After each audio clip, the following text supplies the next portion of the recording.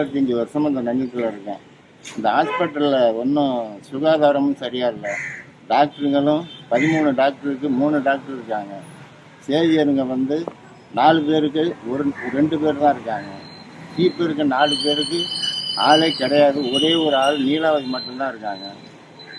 ஃபார்மசியில் எடுத்துக்கிட்டிங்கன்னா 5 பேருக்கு இங்கே டெப்டேஷன்னு மன்னார்குடி மாற்றிடுறாங்க.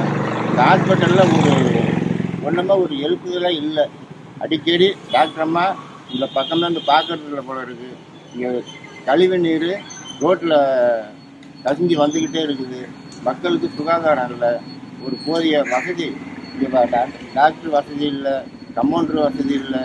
பார்க்குறவங்க பெட்டு பூரா எல்லாம் நாரி கிடக்கு. மாப்பு போடுறது இல்லை, சுத்தம் பண்ணுறது இல்லை, கழுவுறது இல்லை. சமைக்கிறவங்களுக்கு ப்ரைவேட்டு, கூட்டுறவங்களுக்கும் ப்ரைவேட்டாக இருக்குது. யாருக்கிட்டையும் எதுவும் கேட்க முடிய மாட்டேங்குது. மக்கள் மிகவும் ரொம்ப ரொம்ப ரொம்ப ரொம்ப கஷ்டப்படுறாங்க. காலையில் ஓபியில் பார்த்தோம்னா 300-500 பேர் வர்றாங்க. ஒரு டாக்டர் என்ன பண்ண முடியும்? காலையில் 8 மணியில் இருந்து 12 மணி வரையும் பார்க்குறாங்க. அவங்களாலையும் முடியல. இதுக்கு சமூகம் பார்த்து உடனடியாக இந்த ஹாஸ்பிட்டலுக்கு ஒரு நல்ல ஒரு முடிவு தெரிஞ்சுக்கிட்டால் நல்லாயிருக்கும். இல்லைன்னா ஆஸ்பத்திரி எடுத்து பூட்டுறது நேரம் வரும் போல இருக்குது. இந்த ஹாஸ்பிட்டலு யாருக்குமே ஒரு ரெஸ்பான்ஸ் கொடுக்க மாட்டாங்க. எதாக இருந்தாலும் திருவாரூர்னு டப்டேஷன் பண்ணுறாங்க. இது எந்த வகையில் நியாயம்?